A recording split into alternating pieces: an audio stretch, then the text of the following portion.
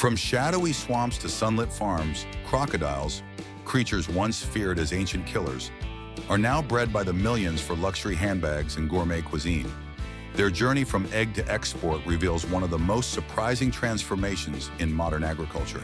Welcome back to AgroWorks USA, the channel where we uncover the hidden stories behind food, farming, and the global supply chains that keep the world running. In today's video, we'll step inside the massive world of crocodile farming.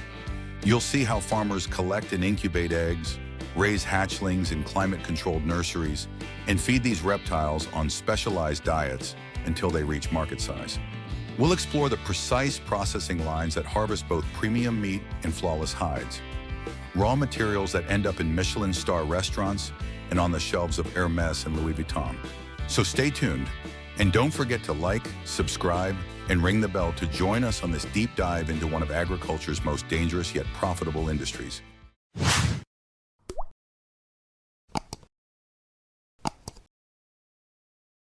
Crocodile farming has grown into a billion-dollar industry spanning more than 30 countries, with major hubs in Thailand, Australia, South Africa, China, and the United States. Thailand alone raises over 1.2 million crocodiles across 1,000-plus farms, while South Africa and Australia each operate large-scale farms, supplying both meat and luxury hides to global markets.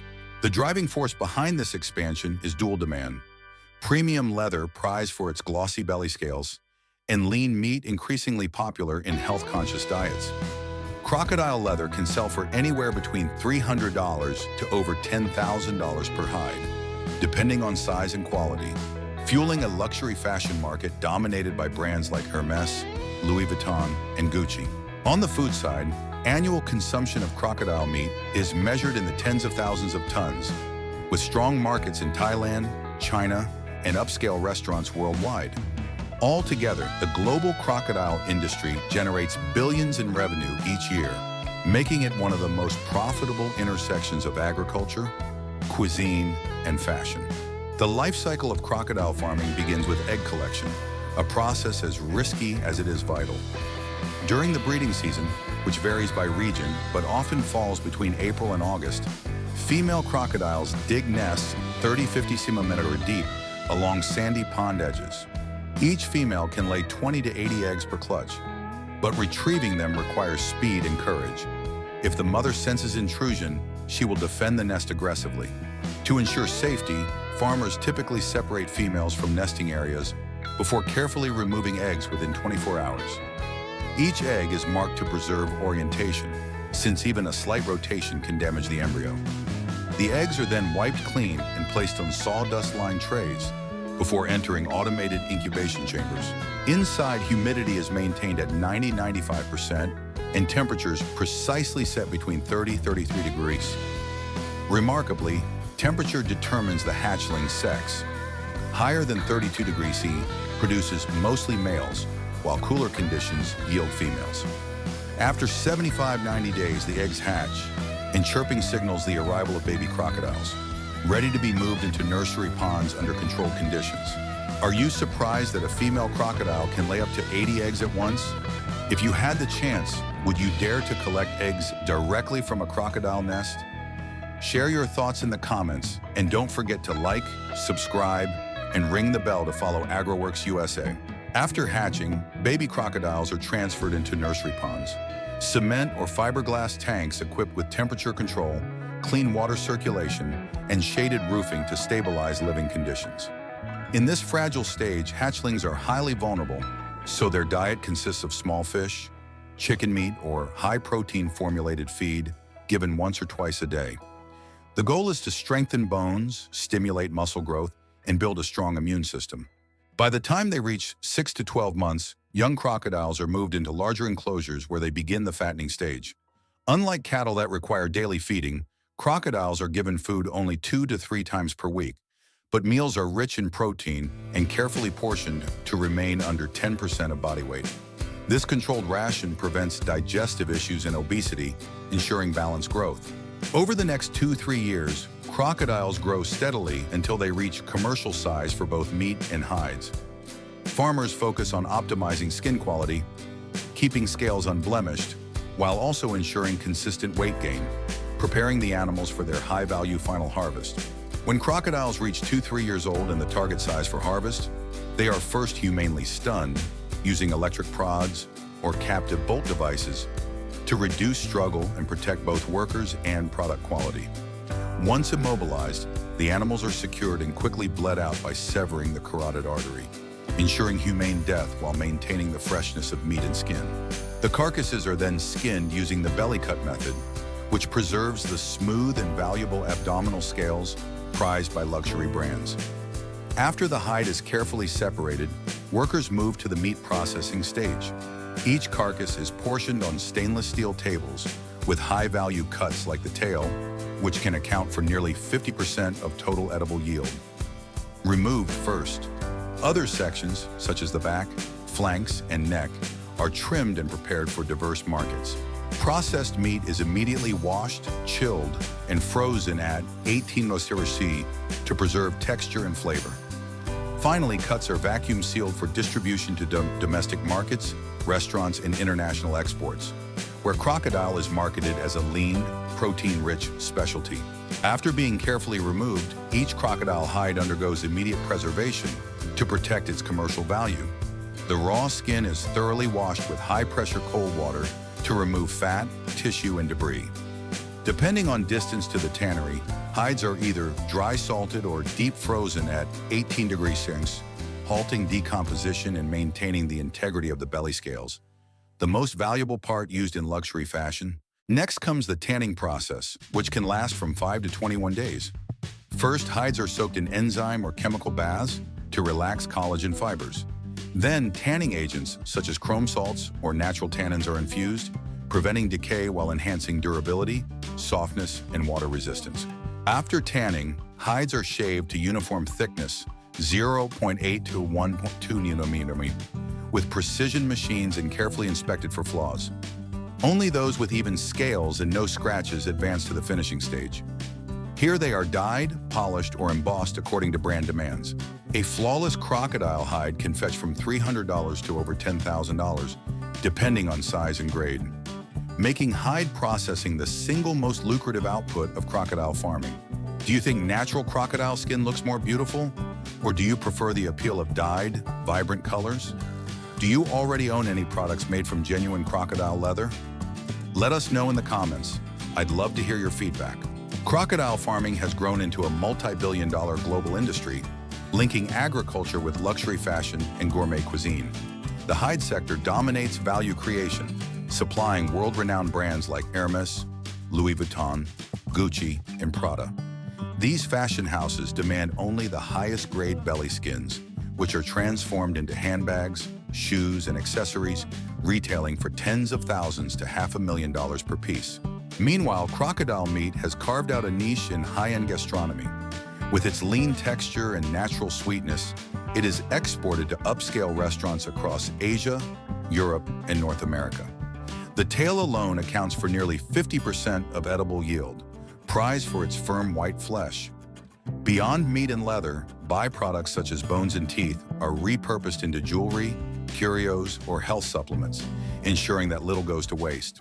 This integrated value chain, from breeding and fattening to meat, hide, and byproduct markets, creates employment across farming, processing, logistics, and retail. By meeting both fashion and food demand, crocodile farming demonstrates how one species can underpin a global, diversified supply chain. Despite its profitability, crocodile farming is shadowed by ethical debates and welfare concerns. Critics argue that raising thousands of apex predators in captivity often forces them into crowded concrete enclosures, far from their natural habitats. While modern farms invest in water circulation, shaded ponds, and strict feeding schedules, animal rights groups highlight stress behaviors like aggression and injuries from overcrowding. The harvesting stage sparks even greater controversy. Although many facilities now use electric stunning to render crocodiles unconscious before slaughter, activists question whether these methods truly eliminate pain or simply reduce visible struggle. Fashion's reliance on exotic leather further fuels public backlash as consumers demand more sustainable alternatives. At the same time, industry supporters point to conservation benefits, noting that large-scale farming reduces pressure on wild populations by supplying leather and meat from controlled sources. The debate remains unresolved. Balancing animal welfare, cultural values, and economic interests is likely to define the future of crocodile farming.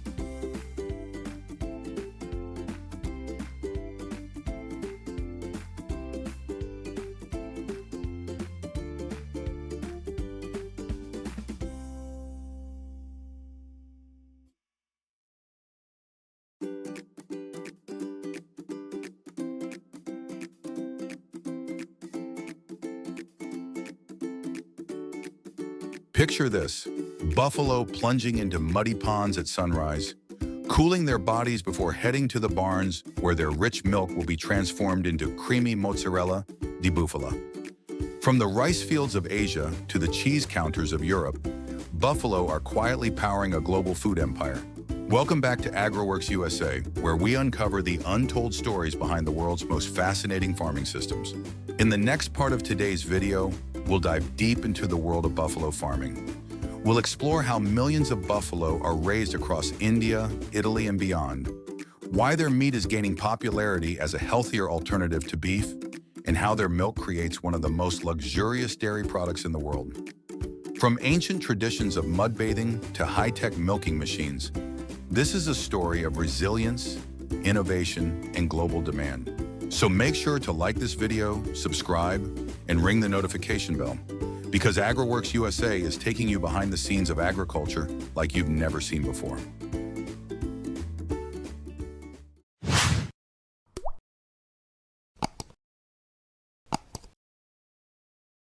Buffalo are far more than just draft animals. They are the backbone of a multi-billion-dollar global industry. Worldwide, there are an estimated 200 million water buffalo, with India alone accounting for nearly 60% of the population. This massive herd sustains the world's largest buffalo meat export market, with India supplying roughly 20% of global buffalo meat trade. 1 in every 5 buffalo steaks consumed worldwide. But the true economic powerhouse lies in dairy. Buffalo milk is richer in fat and protein than cow's milk, making it ideal for premium products like mozzarella di bufala, a delicacy that commands higher prices than conventional cheese. Italy imports vast volumes of buffalo milk to feed its mozzarella industry, while demand continues to rise in the Middle East, China, and the US. Altogether, the buffalo economy, meat, milk, leather, and draft power, is valued at tens of billions of dollars annually, proving that this animal is not just culturally iconic, but also an economic driver shaping modern agriculture and global trade. The reproductive cycle of water buffalo is slow but steady, shaping their role in farming for centuries. A female carries her calf for 10 to 11 months, usually giving birth once a year in spring or early summer, when feed and water are abundant. Calves stay with their mothers for about 6 months before weaning. Female calves are raised as future milk producers, while males are commonly used for meat or as draft animals. In traditional systems across South Asia and Southeast Asia, buffalo remain the backbone of rural farming. Their immense strength makes them ideal for plowing rice paddies, hauling carts, and powering irrigation wheels. Unlike cattle, buffalo thrive in humid, muddy fields, cooling off in ponds to reduce heat stress and protect their skin from insects. For generations, they have been both living tractors and milk machines, ensuring food security where modern equipment was scarce. Even today, millions of families still depend on buffalo for work, milk, and meat, an enduring symbol of resilience in traditional agriculture. Do you think traditional farming methods still play an important role today? Do you believe free-range systems are better than controlled housing? Share your thoughts in the comments, and don't forget to like, subscribe, and ring the bell to follow AgroWorks USA. In modern buffalo farming, housing has shifted from open fields to scientifically designed facilities that balance comfort, hygiene, and productivity. Large farms in India, Pakistan, and Italy use ventilated barns with automatic fans, misting systems, and temperature controls to protect buffalo from heat stress, a serious risk for animals with body temperatures of 38-39 Celsius. Spacious stalls are lined with non-slip flooring and soft bedding, while automatic manure scrapers reduce labor and improve sanitation. Daily care extends beyond housing. Many farms install rotating brushes so buffalo can scratch, massage, and stimulate blood circulation, lowering stress and increasing milk yield. Water ponds or showering systems remain essential, allowing animals to cool off naturally and maintain skin health. Health management is equally advanced. Veterinarians monitor weight, milk quality, and reproductive cycles with digital tools, while precision feeding systems deliver balanced rations tailored to each stage of growth. By combining technology with animal welfare practices, modern buffalo farms have transformed traditional husbandry into a high-output, sustainable agribusiness model. Feeding is the backbone of buffalo farming, directly shaping both milk yield and meat quality. Unlike cattle, buffalo thrive on coarse feed, silage, straw, and crop residues, making them highly efficient in recycling agricultural byproducts. In India alone, post-harvest straw is compressed into massive 500, 700 kilometer bales, stored as winter reserves and later blended with grains, bran, and mineral supplements. Modern farms employ TMR, total mixed ration systems, where high-capacity mixers combine silage, hay, corn, and protein additives into a perfectly balanced diet. Automated feeding robots then distribute exact portions to each stall, ensuring consistency and reducing waste. Nutrition is closely monitored. On average, an adult buffalo consumes 8 to 15 kilos of feed daily and spends 6 to 8 hours ruminating, a process essential for digestion. To improve efficiency and address environmental concerns, researchers are testing methane-reducing feed additives like seaweed extracts, which can cut emissions by up to 30%. By integrating science-driven diets with sustainability goals, buffalo farming is evolving into a model where nutritional precision fuels both productivity and environmental responsibility. What percentage of the total cost of buffalo farming do you think comes from feed? And do you believe nutritional technology could help make the buffalo industry more sustainable? Let us know in the comments. I'd love to hear your opinion. Buffalo milk is the liquid gold of the dairy world. Rich, creamy, and prized for its higher fat and protein content compared to cow's milk. A lactating buffalo typically produces 4 to 6 liters per session, and modern farms maximize this yield with automatic milking machines. These machines simulate the natural rhythm of a calf's suckling while minimizing the risk of mastitis. Before milking, udders are cleaned with warm water and sterilized cloths, ensuring hygiene. The milk then flows through sealed stainless steel pipelines into cooling tanks kept at 4 degrees C, locking in freshness from the very first moment. Once collected, the milk enters strict testing protocols. Fat, protein, and microbial levels are analyzed, as even a 0.1% deviation can compromise an entire cheese batch worth thousands of dollars.